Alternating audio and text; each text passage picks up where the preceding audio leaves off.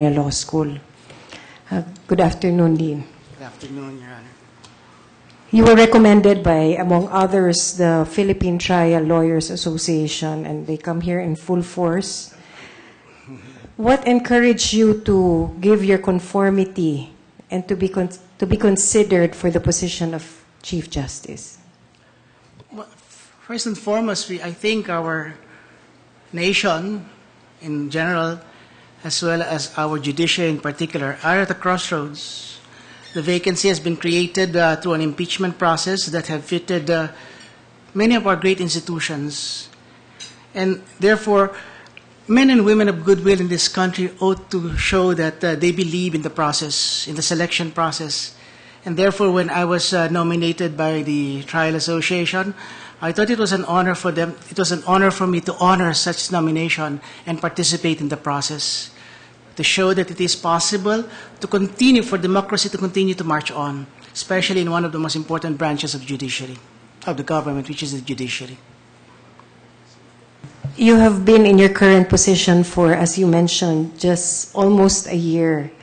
Now, what made you decide that this would be the proper time to maybe change course, because you have always been involved in commercial law, and in the judiciary it will be a completely different orientation?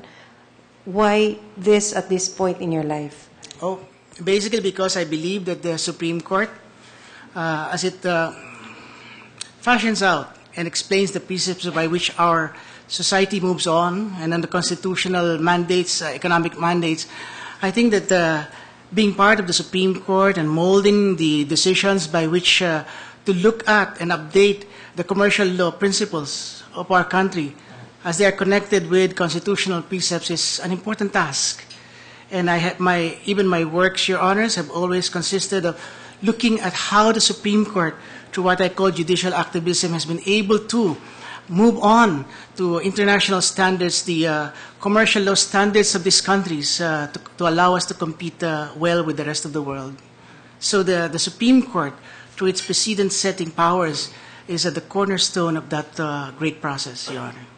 Notwithstanding the fact that you have only been in government for less than a year, what have you set out for in the judiciary, particularly with respect to judicial reform? What do you propose would be the bedrock of a Villanueva court? A Villanueva court is one that looks at the end of that term, if it comes to pass. You would see a Supreme Court that has allowed itself to be shown to the public as a great institution that has worked cooperatively with the other two branches of the government towards fulfilling the wish of our people for a just and humane society. And a judiciary constituted of dynamic, competent, and well-motivated judges and their staff spread all over the nooks and corners of this republic in the various courts, that they become the face of the republic and the very epitome of judiciary, so that the common tao would see that indeed justice is accessible to them, it has a face, and it is demonstrated. And more importantly, a legal profession that is so motivated, considers itself every day of their existence to be truly quasi-public, if not public officers, but officers of the court, who will, in their daily task before the courts, in protecting their clients, are able to show that it is possible for our profession to be at the forefront of achieving a just and humane society. And that is all achieved by a Supreme Court that exudes the very foundation of what we call a just and human society through its procedures, through its decisions, and through the actuations of its very 15 justices, Your Honor. Thank you, Dean. You have been part of molding the legal careers, I would say, of many of your students, this included. In fact, I would like to tell you that a great deal of style in instructing my students in law school, I derive the inspiration from your own style. But let me get to my next question with respect to legal education. You are still, I suppose, with the MCLE board? No, I made sure that when I joined the when I accepted the chairmanship of GCG, I tried to make sure that I would be concentrated fully. So I gave up my other positions in government, even in those on a consultative basis. So, but having served the MCLE board for many years, well, and also you mentioned that you have been in coordination with the Legal Education Board. There's one concern here with respect to the function of the pleb in connection with the MCLE. Is there any apparent conflict in the promotion of continuing legal education with the functions of the PLEB and the MCLE? Oh, we do not see any conflict, Your Honors, simply because the LEB is actually in charge of legal education in this country for those who are still under bar, basically those who are taking up JD or LLB, but including now those who have already a license but want to upgrade their curricular norm by taking up an LLM. So it is the academic side of trying to mold the minds and hearts of what we call future lawyers. On the other hand, that would be LEB.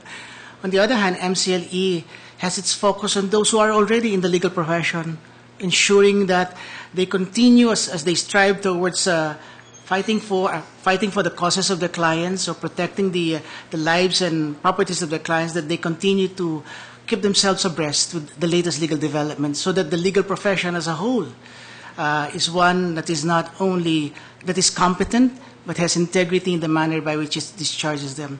So these are two institutions that look at the various stages in the legal development of those who would become or those who are already lawyers in our country, Your Honor.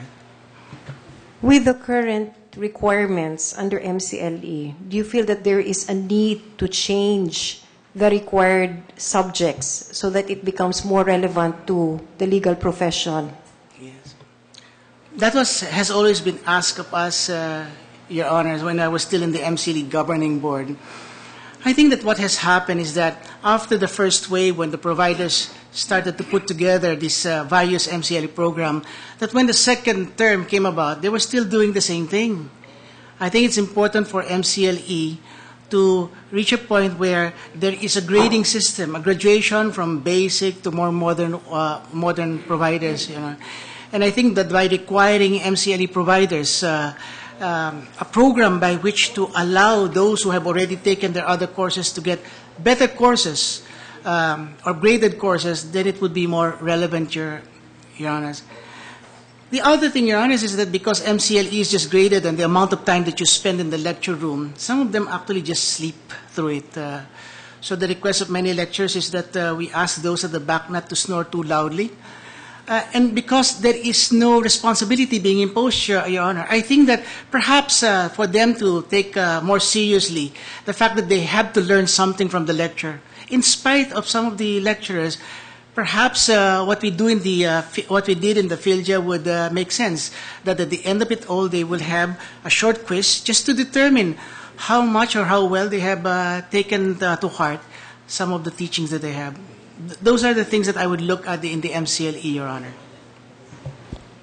Thank you, Dean, and I agree that those at the back have to snore less. Moving on now. One of the concerns is really being able to gauge the performance of the members of the judiciary. What would you propose would be a good way of gauging the performance of our judges and even our court personnel so that we can determine whether they would merit a promotion? That's really good, Your Honors. First of all, the Filja, which is the education and training arm of the Supreme Court, should be empowered really to be able to ensure that only those who seek appointment in the judiciary should undergo their training program.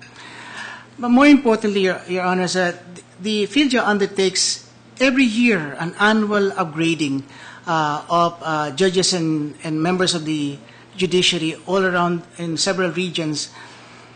I think that what has to happen is that that would have to be upgraded in the sense that they would have to take courses the judges, in order to seek promotion, and if this is respected by the JBC, must be able to go into a graduated training that will make them be qualified for greater. They must be merit in what they do. The other area, Your Honor, would be for the PhilJA to actually be able to divide the training that it has from centered at Padre Fara, to be able to divide them into regions, because each of the judicial regions in our country have different needs. We found that out. And therefore, if a PhilJA is able to regionalize and develop programs that allow the judges and their staff and to be able to get into trainings that would go into that would be a great work towards doing that, Your Honor. For my last question, Dean, well, there has been this talk about outsiders, insiders. First of all, would you consider yourself an outsider? And second, do you think that the so-called insiders would have an edge over the outsiders as to being in the capability of the work that is required for the position of Chief Justice? I don't consider myself exactly as an outsider, Your Honor. I have been involved in the Academic Council of PhilJA, and in many of the projects that we have undertaken with with the members of the Supreme Court. Therefore, I have come to know and worked with many of the incumbent justices of the Supreme Court. Some of them as members of the Academic Council before their promotion to the Supreme Court, and some of them as members of the faculty at that point. So many of them, they know me personally. I know them personally, so I'm a person who does not come outside and unknown to them. Therefore, if I do come in, Your Honor, it would be easy for me to work with them, as I hope it would be easy for them to work with me. But more importantly, Your Honor, on the issue of whether an outsider can do the correct work, we realize that the vacancy that has been created in the position of Chief Justice has been through an impeachment proceeding, as I said, that has pitted the three institutions in our society almost against one another. And perhaps at one time, the Supreme Court, I suppose, versus the two other branches of the government. And perhaps getting an outsider to work with the current members of the Chief Justice would be what the Supreme Court needs right now, especially an outsider who is not a stranger to them, and therefore especially an outsider who comes from the executive and can relate to them that matter, Your Honor. And in the end, perhaps that's what the Supreme Court needs right now, and perhaps that is what is needed in order to mend, so to speak, the relationship between the three branches of government, Your Honor, somebody who is from all of them. And therefore, an outsider like me would work with them and cooperate with them, not as to be superior, but the first among equals, and to be able to work well on how to allow the Supreme Court to be able to do its job better, especially in relations to other branches of government. The other thing, Your Honor, is that really when an outsider gets appointed into the Supreme Court, at that moment in time, he's really no longer an outsider. He becomes, at that point, truly one of the insider. And all of his being and the resolution that he has are all towards being able to work out very well with his colleagues in order to strengthen an institution that I'm sure that every one of those 15 justices love and care for, because it is the fulcrum of our democracy. Thank you, Dean. With that, I wish you luck. Thank you, Your Honor. Thank you, Mr. Chairman. Attorney Mejia, please. Thank you, Mr. Chairman. Good afternoon, Dean Villanueva.